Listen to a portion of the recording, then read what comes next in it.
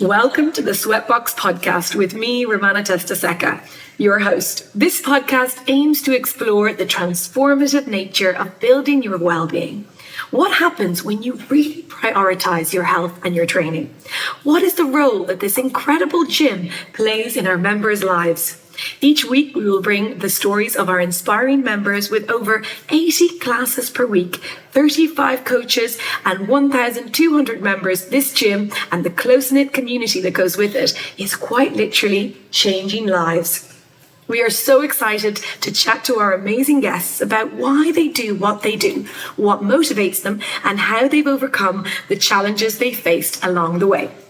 I'm your host, Romana Testaseca, and today we are interviewing Lucia Gaetani, that Italian surname. She has been with us at Sweatbox for 17 years as a boxer and coach. She is a two-time national amateur boxing champion in England, representing Sweatbox, and she's currently retired, but she has kindly come in to chat to us today for our very first episode. So, Lucia, how are you today? Thanks for coming.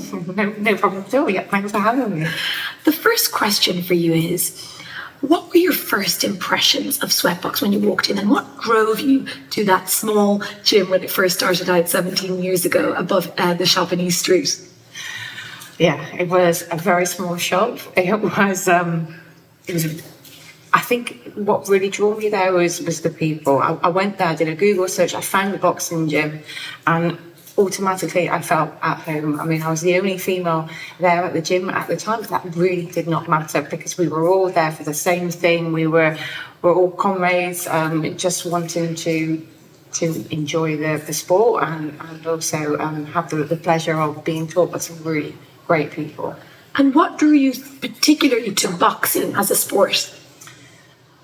It was something that I always enjoyed doing. It was something that I saw on TV, and it was a hard sport. It was a hard skill, and I just wanted to learn more. And I remember I went to a traditional gym, and I saw a punch bag in the corner, right by all the weights, which is traditionally where there was a quite male-dominated area. And I just wanted to hit it and know what I was doing. But my dad also had a punch bag outside the house, and he'd always talked to me about years and years ago when he was boxing, and it was just something that I always wanted to learn more about. And when you first started, you said you felt welcomed. So that's something that a lot of members say to us. They feel very welcome when they come to Sweatbox, and they feel that community spirit. What drove you to keep going? And for the listeners that don't know, you've been part of 20 different fights. I know you're retired now, but that is a huge amount of commitment to the sport. What drove you to keep going every day and keep signing up to these fights? Well, one thing, boxing is a great sport. So it's not just being strong and being able to take a punch or to hit a punch. It's not that. It's really quite technical.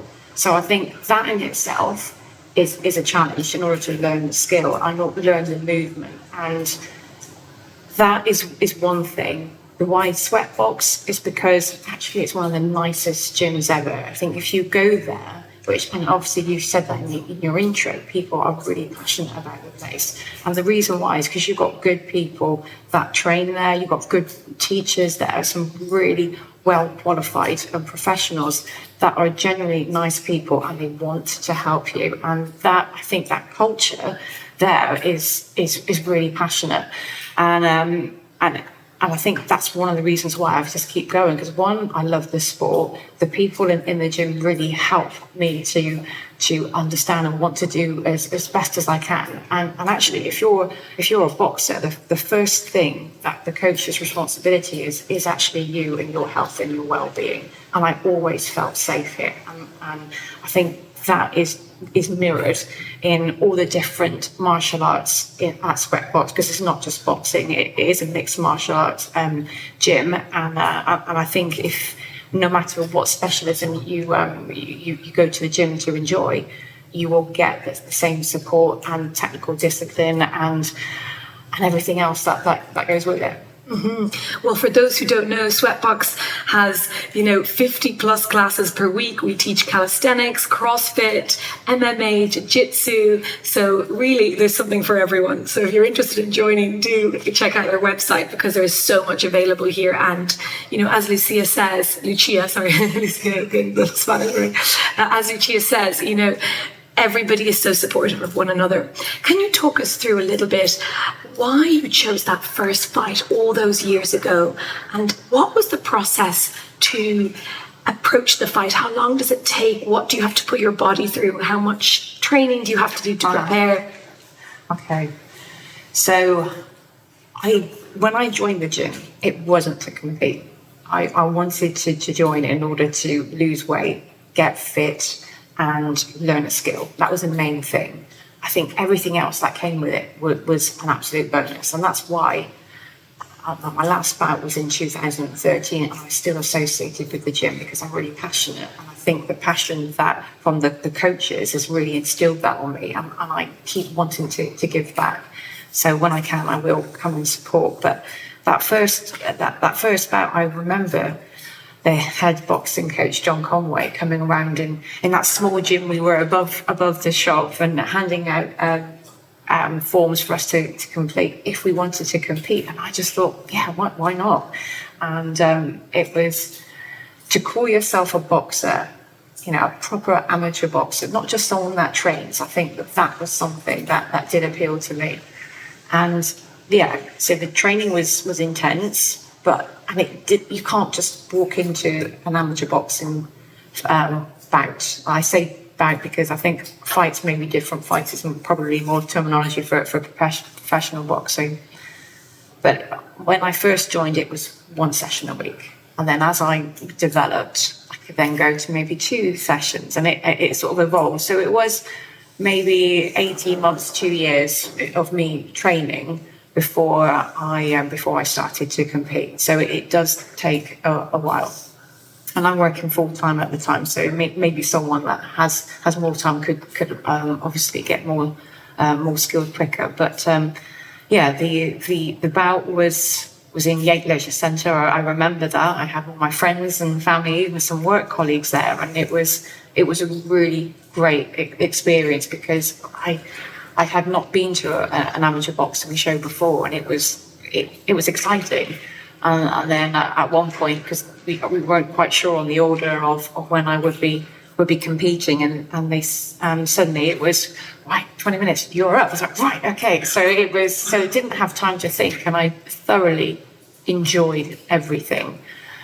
As I progressed within Sweatbox, and I got involved with championships, and John and I, we had a plan, and we were trying to compete in the Olympics. So that was the aim, and we had several different milestones that we were going to achieve. And at the highest, I was training twice a day, every day, with a day and a half off. I remember that. So I was doing a lot of HIIT workouts. I was doing a lot of running. I was doing some weights, and obviously sparring in the gym where I could. So it was quite intense. But then, when you're trying to operate and compete at the highest levels I could, then that was the commitment that I needed to make. And what was the prime motivator to get you to show up at the gym, twice a day, every day, whilst also maintaining a full-time job, you said? Yeah. So what was it? Was it just the fight, or was there more? What was the drive behind it? If you compete, then you need to be ready. There's no question about that. And when you're in the ring, it's you and your opponent, and that's it. So when you do well, everyone sees. When you don't, everyone sees. And I think you are exposing yourself in a positive way, or potentially in a not so good way if you haven't done the work prior to that. Mm-hmm. So that is a good motivation as any, because you need to show up. And also, it's not just about the physical side, it's about the mental side and emotional side. When you know you've got a bout in that diary, then it's right, okay, you need to understand what type of opponent they are as much as you can research into them, because that can impact how you need to operate in that gym and in that ring. But it's it's quite a big emotional roller coaster. I think that's the best word I would say. And you need that mental strength, because you can lose before you can go into the ring. And I've had situations like that. But if you have that confidence and you've done the work, you're fit enough, then you all you've got to is to trust in yourself and trust in your training. So I think that is the motivation for getting in that gym, putting in those hours, because you need to focus on what it is you want to achieve. And at the end of the day, you want your hand held by the ref, not the opponent, and know that you've done absolutely everything. So I know the phrase, you leave it all in the ring, and it is absolutely true, because what you don't want to do is be full of energy after that gym, after that bout, and lose, because you are keeping some in reserve, but you can't, you just got to go for it. That's so interesting. And when I listen to you speak, there's a glint in your eye. There's a real passion and a drive in your eyes. And I can see, the pain, the discipline, the hard work that you've put in all those years, and how much it means to you. And it's really beautiful to see. And I obviously have only just met you today, but it's so palpable, that, enthusiasm for the sport. What I want to know from you is, how did it transform your mind, your body? In what ways did it change your life? Because it sounds like it had a huge impact. And the relationship with your coach, John, the relationship to this gym, how did it impact your life overall? I think it will always have a special place in my heart. I think with the amount of dedication over time, you can't, it's a relationship. So,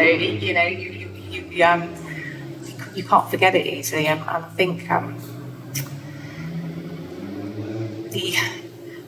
sorry.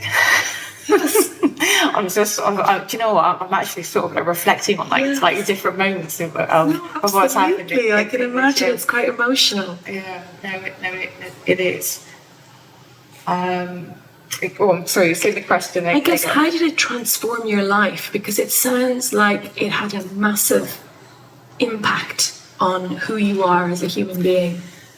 So it's made me be very results focused, and I think I've also taken that into my work life and into my personal life as well, because you have goals and you have milestones that you need to set, and it's really it's given me the discipline to make sure that I get up and do it. So I think that's probably one of the key things it's given me is one, the discipline, but also it's probably more of the confidence side of things. So if you train and it makes you feel good.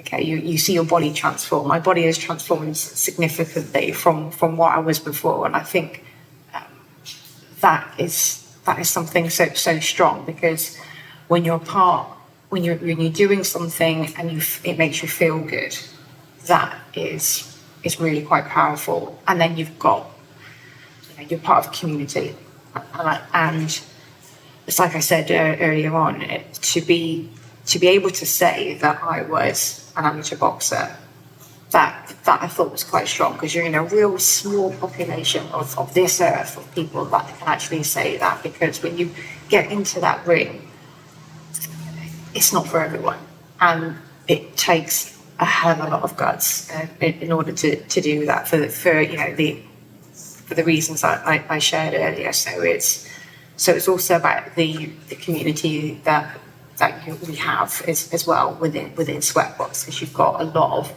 knowing people, and they're great. Even today, you've got a lot of the youngsters coming through, and it's so nice to see how passionate they are, and to help each other out. They give each other feedback all the time, because they want them to do well, and that's lovely. And again, it goes back to the culture that we have within this gym.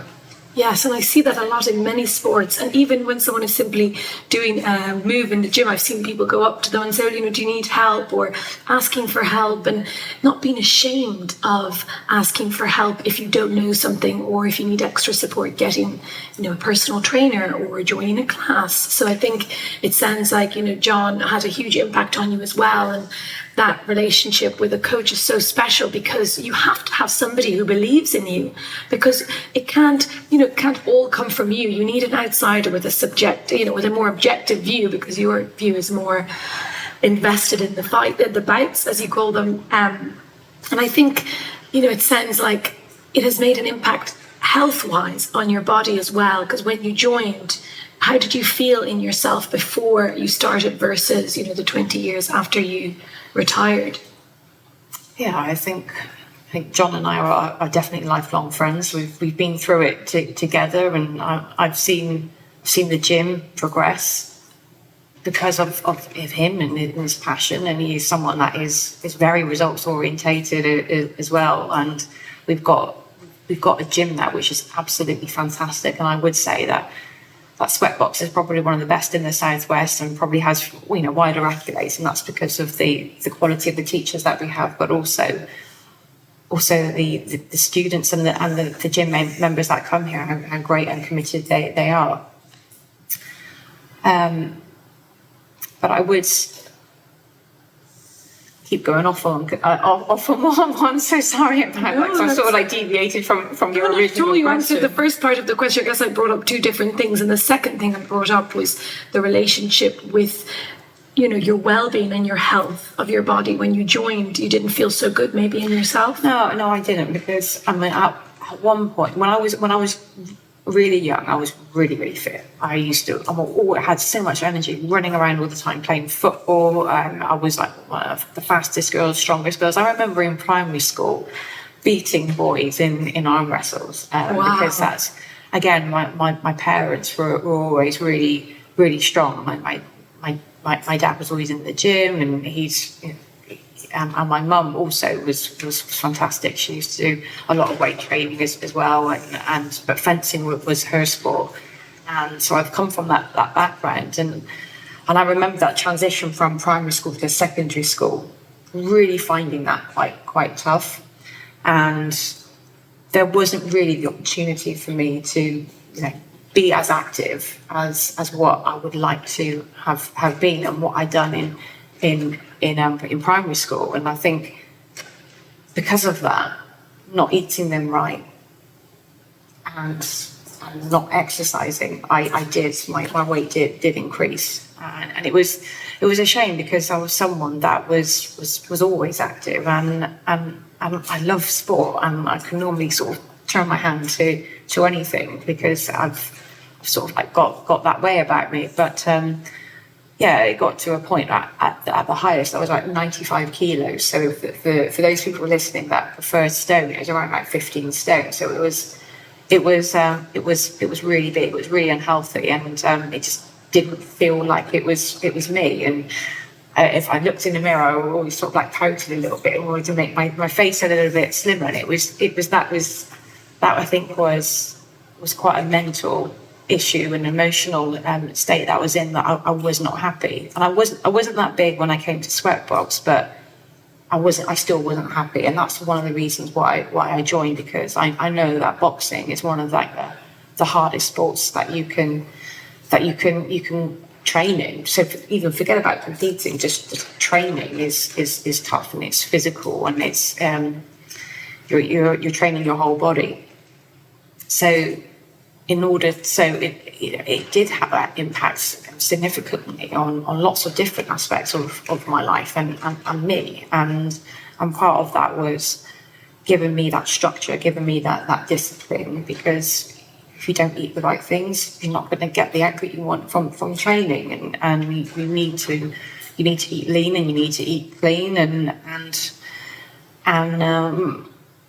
also exercise along with that. So it helped me to understand more about nutrition, and also about how perhaps not eating well could have an impact on my well-being, and also my performance in the gym. So it has had quite a profound impact on my life. It's interesting because I'm a personal trainer at Sweatbox, and a lot of people come to me feeling unhappy in their bodies and not confident in the gym and very insecure about even showing up to a gym and feeling like people are watching them or judging them. And it sounds like you really took the situation into your own hands and had the bravery, even though maybe you weren't feeling that confident in yourself.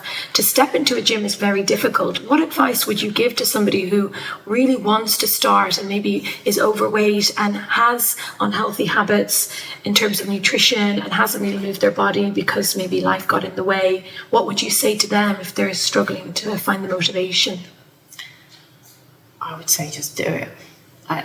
Try to remove all of the excuses, because Sweatbox is an inclusive gym, or if it's not Sweatbox, it's someone else, but somewhere else. But yeah, don't try and put barriers up. I think with the great thing about Sweatbox is it is inclusive.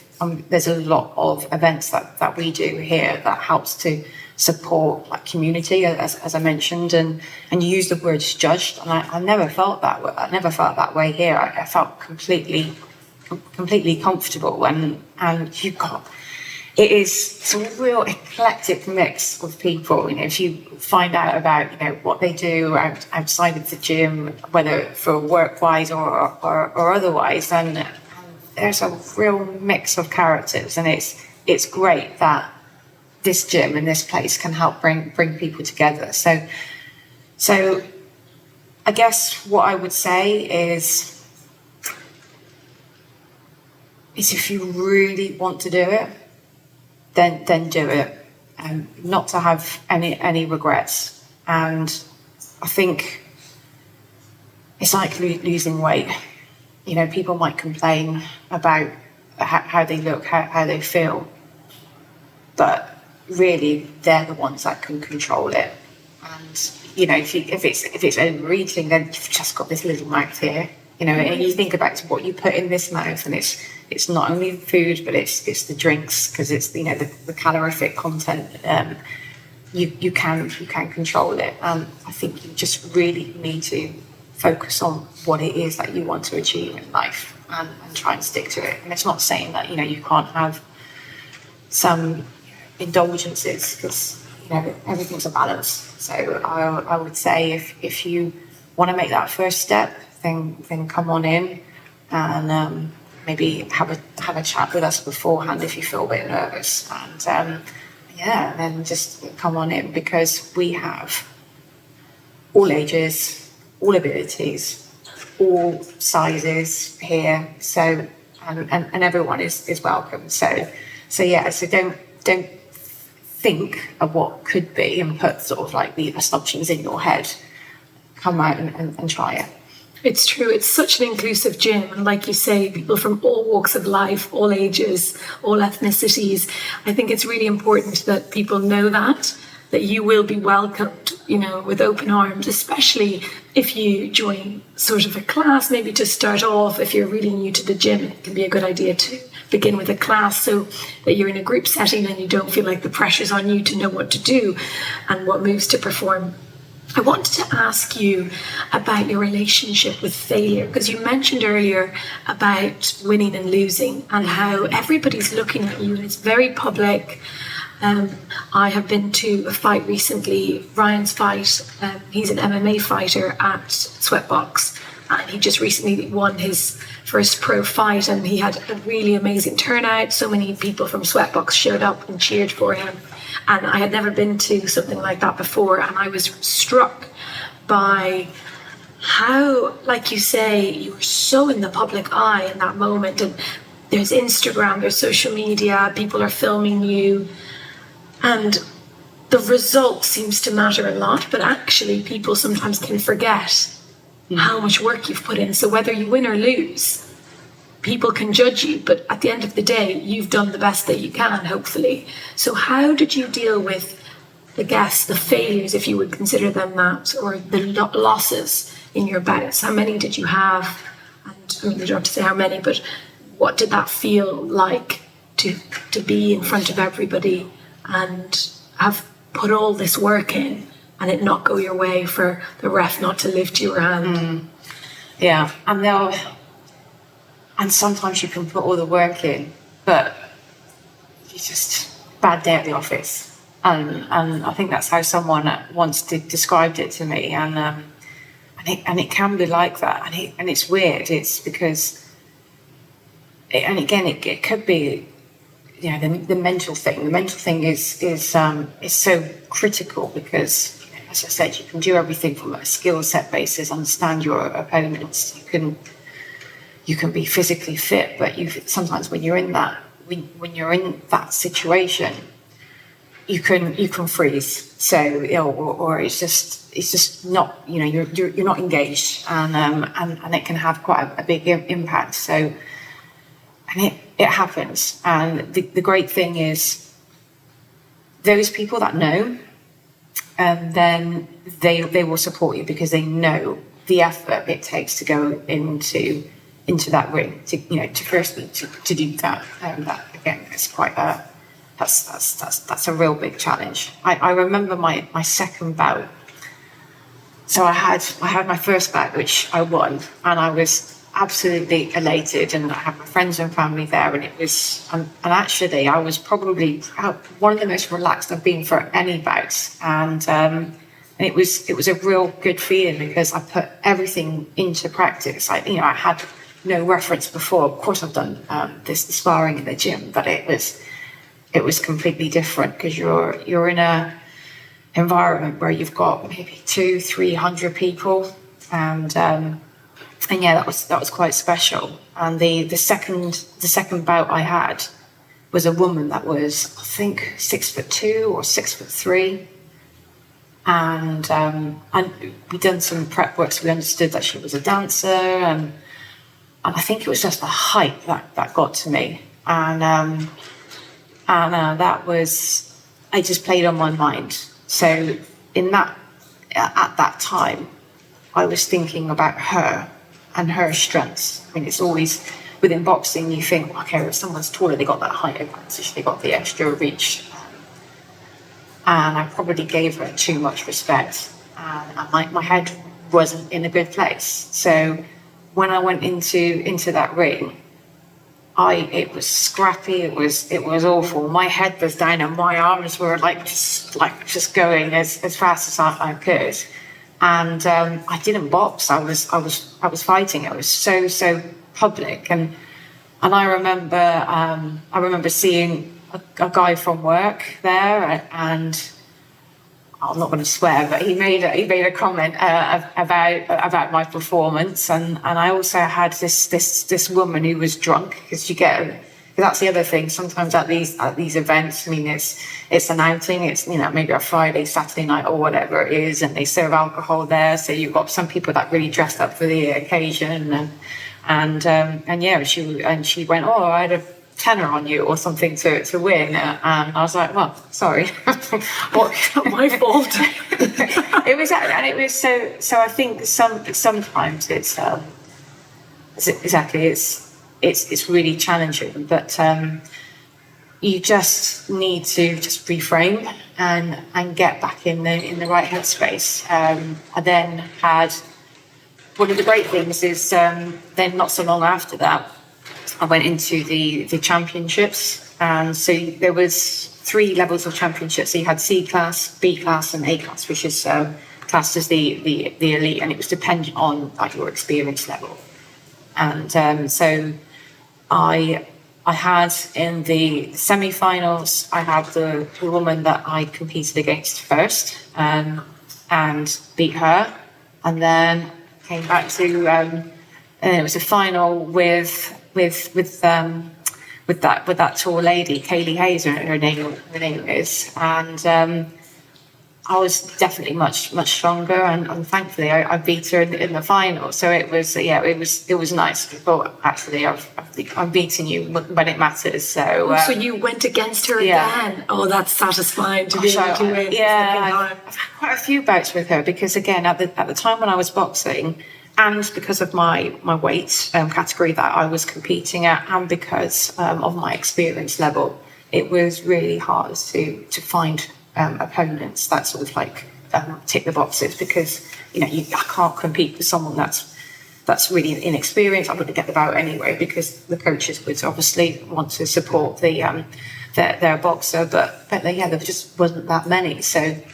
bless John. I mean, we've had to travel quite far at times in order to get my bouts, and even up as far as Hartlepool, which is probably around like 5 hours or something like that drive away. So dedication. Yeah, absolutely. I mean, that's the other thing is you don't realise it, but if you're competing and chasing your own dreams, but you've got to have a strong corner, and the amount of time that the coaches give to help support you. It's not paid. They don't get paid for doing it. They do that because of the love of the sport. So again, which makes it even more special that you're supported by people that genuinely want to be there and genuinely want to wish you well.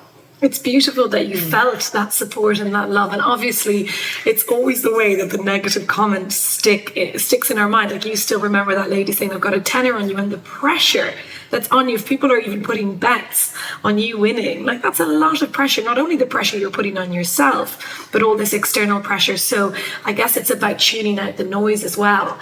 And after that, that was your second fight that you lost. How did you find the courage and the strength to dust yourself off and step back in the ring a third time? Okay, well, you reflect, and you just, and sometimes you'll have video footage, so you can have a look to see, okay, what could you do better next time? And I mean, I completely knew that on that occasion I had lost before I went into the ring, because I just got caught up with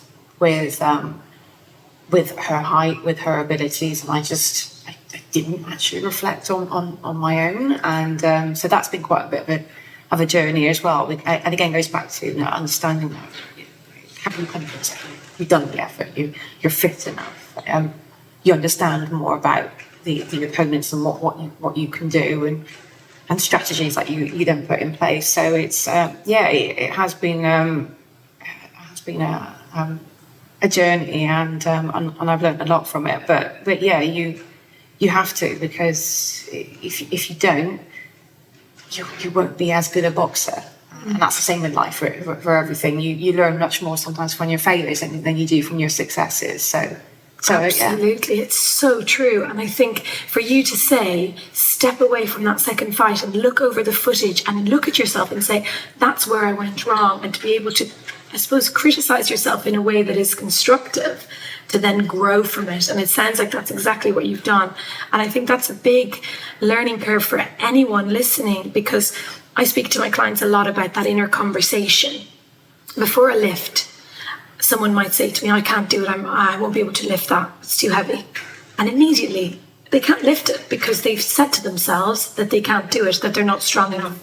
When the conversation inside your mind is, I can do it, or at least I'm going to try and do it, I'll give it a go. Some of my clients say, well, do you want to go a bit heavier? Let's go for 70. Yes, I'll give it a go. Okay, let's try it. And when you're open to it, yes, you might try and lift the bar and the bar doesn't come up, but at least you've gone up to the bar and you've put the effort in to try and do it. And I think so many people stop themselves before even trying. And I think that's so inspirational, what you've said about, you heard those thoughts inside your head saying, she's taller than me, she's going to be stronger than me. And you don't even have any basis for that. You haven't even got into the ring yet. But your mind is going negative. I can't do this. And immediately then your abilities are diminished, because your body's hearing that. I really believe that, the inner critic can be so powerful in all of this. Obviously, sometimes you get into the ring, something goes wrong, I imagine. But it sounds like this particular fight, you were just in your head. Your head got in the way. It did. You can train all you want, but if your mind is not prepared, then it can be quite debilitating at times. But we've done a lot with John and I, and we've looked at different coping strategies in order to help with that, and a lot of it was visualization. And I used to go running, and when I went running, I'll be like thinking about the bouts and And, I must have looked a bit weird when I was around because I was sort of like, just moving my head or whatever because, just to help because, that fluidity of movement, that really helps with boxing. Not isolating your top from your bottom part of your body and just moving as one and how a defense can go into attack and just, visualizing yourself doing those punches, doing those combinations, rehearsing that movement and how you're going to approach and all of that. But also going, you got this, you can do this. And just that positive reinforcement that you would keep saying, you're fit enough, you've trained hard, you know you can do this. And it was, and you say it enough and then you believe it. And I think it was that reinforcement and that visualization, I think is really quite powerful. So I would definitely encourage that, particularly if you're about to go into a bout or a similar situation.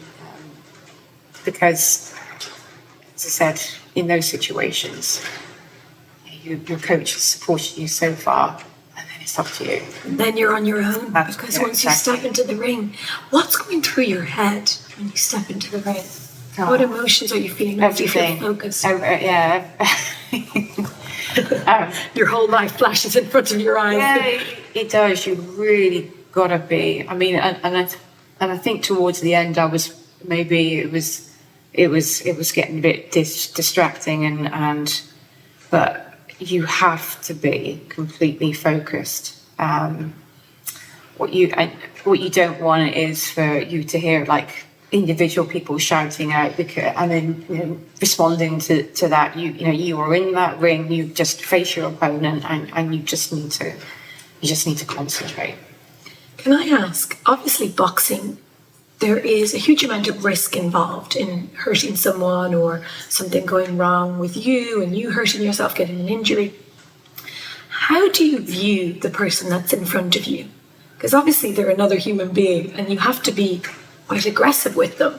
And that's the sport. Mm-hmm. And that's the technique. And that is all the hard work that you've put in. But I used to do kickboxing when I was younger, and I used to find that quite difficult when we were sparring because I felt, what if, I break someone's nose, or how do you feel about that? Like, is it difficult to see them? Do you have to see them sort of like the enemy? Or what sort of relationship have you got to? I imagine they're all different with each opponent. I don't know. Yeah, and I think when you're sparring in the gym, and that's when I'm like, oh, you're all right, you sorry, and then you check in. Which is good in a way, but also whatever you do in the ring, in practice, is potentially what you do outside. So actually in the real boxing match. So you just need to make sure that you temper it. You're all there for the same reason and you're all taking a certain level of risk. I'm quite confident in that you've got, one, when you compete, you have a boxing medical. So, and that will last for however long. It might be yearly, or I can't remember now the frequency, but you get checked up.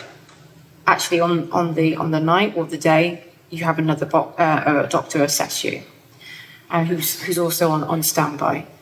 Then you've got the referee. So the referee can obviously stop things, and their role is also to protect you. You've also got your coaches, so if anything was to happen, then they could easily stop it, put the towel in the ring, and then you've got yourself. So if it really got too much, then you could stop it. So you've got so many things to help support you, to ensure that you don't injure yourself unnecessarily, and to help mitigate some of those risks. But I'll go back to the first bout again. That's 17-year-old, and I was 27 at the time. So I was late starting boxing, and I thought, oh my God, she's just a baby. And I sort of, it did play on my mind a little bit until I met her. I just remember how elegant she was. And it was in Yate Leisure Centre, and I can't remember, I was in like the canteeny bit, and like chatting with can't remember who I was chatting with.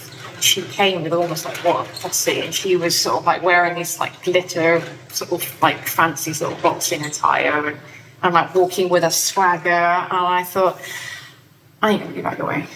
And so I've made her walk around me, and I just didn't like her attitude, and you know the feeling I felt beforehand of, oh, she's like, you know, she's not even 18, she's a kid, went completely out the window, and yeah, so it makes it easier when they're not particularly nice. Yeah, it does make it easier, and I've also had competitions, and I've sparred with people that are really I'm really fond with, and I would class as friends, and that makes things challenging as well. But again, you just got to put it to one side and just go for it.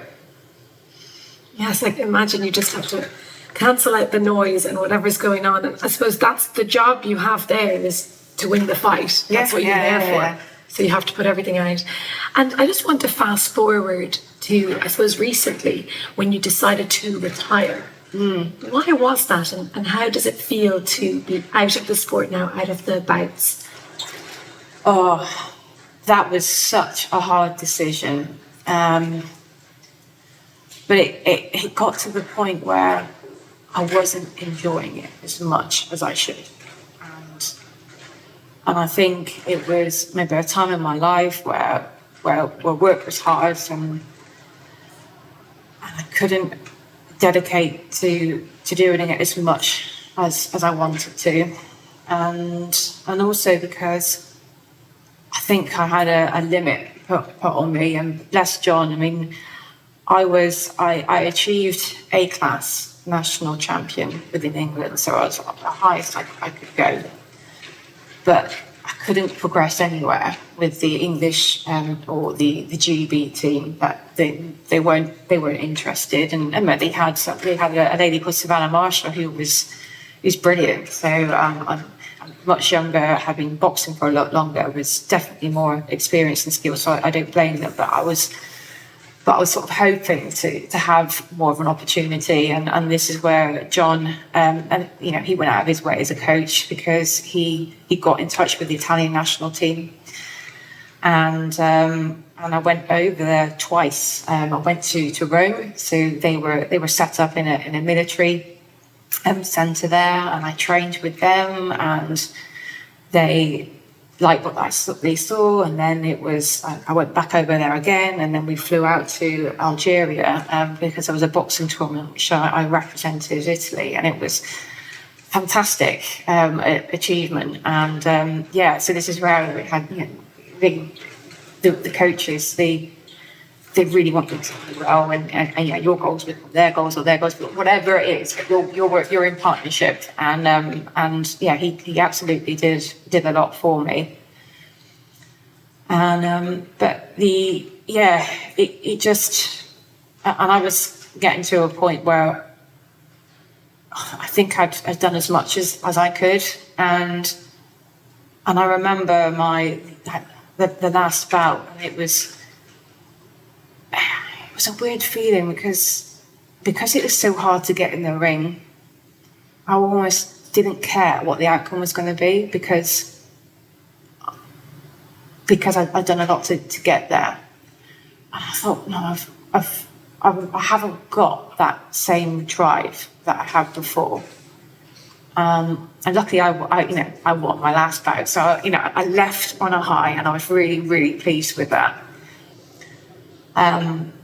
But yeah, it was just a weird feeling, and it's hard because you still think I can still do it, and that's a difficult one. I remember in lockdown there was a lot that we were doing within the boxing community, just to sort of like keep our spirits up and to keep training going, and there was a GB or a English boxing group, and I joined that, and they had different challenges, and I was like trying to compete on the challenges, and I think on one challenge I got second, and I thought, not too bad for my age, and I was like, 39 in that, and I could still have one last bout in me because 40 is the cut-off for amateur boxing. I was seriously contemplating it, but again, just the amount of effort. I mean, when I was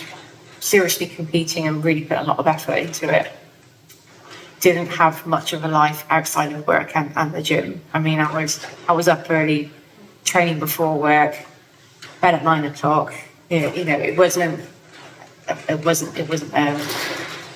wasn't great, but then it didn't really matter because I was doing something that I loved. And when you sort of move out of that, it's not as great for me anymore. And I was,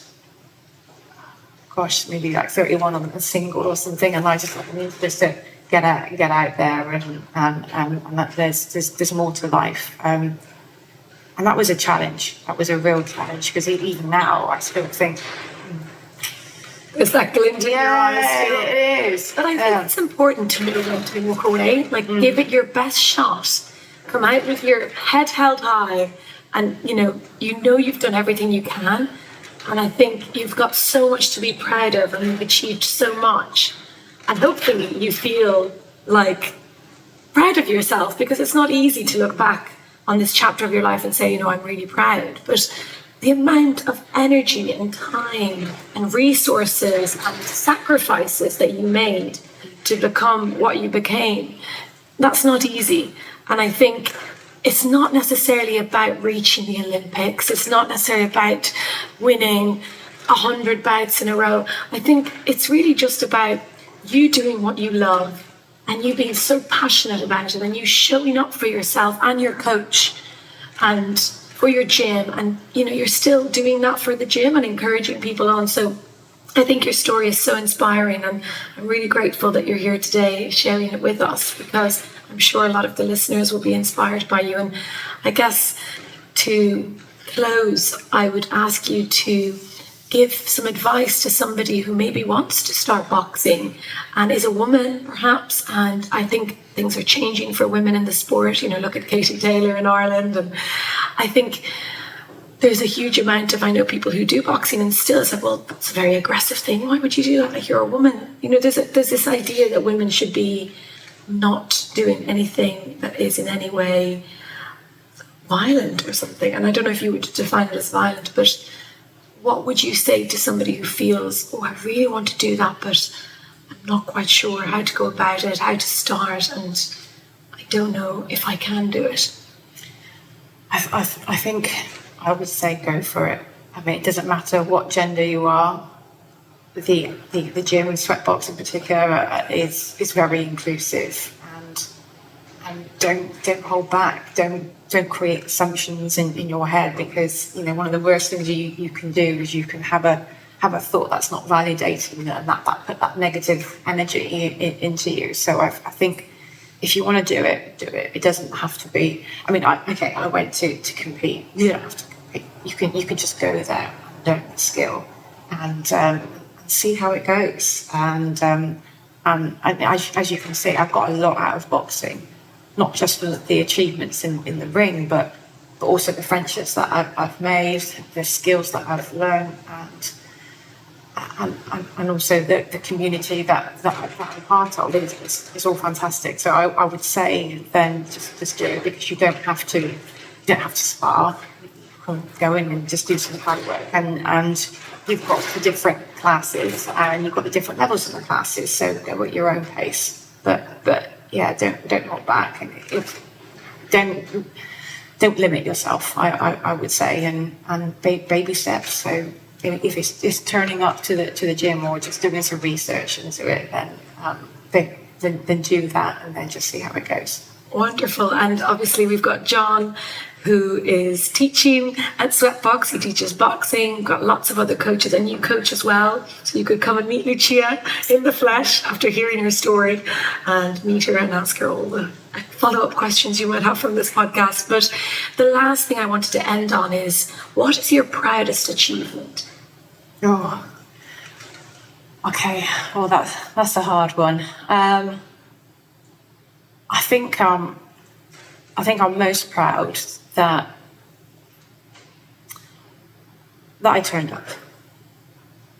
I think that's unique. I've got all the I've got a house full of like trophies and things like that, but it takes a kind of person just to sort of follow your dreams, and I did. So I'm happy about it. Oh, it's beautiful. It's very emotional listening to you, and I really appreciate you being the first the first episode of the Sweatbox podcast, because it's a beautiful way to start with you. So thank you so much, and thank you to everybody listening. Don't forget to leave a review if you liked the podcast, or any questions, or anyone you'd like us to interview next. And a big thanks to John Conway for putting this together. A big thank you to Sweatbox Gym. And if you want to come and see us at Sweatbox, it's in Bedminster in Bristol. As Lucia said, it's one of the best gyms in the Southwest. So come and say hi, and you will feel very included, I'm sure. Thank you so much for listening, and thank you so much, Lucia, for coming along today. Thank you.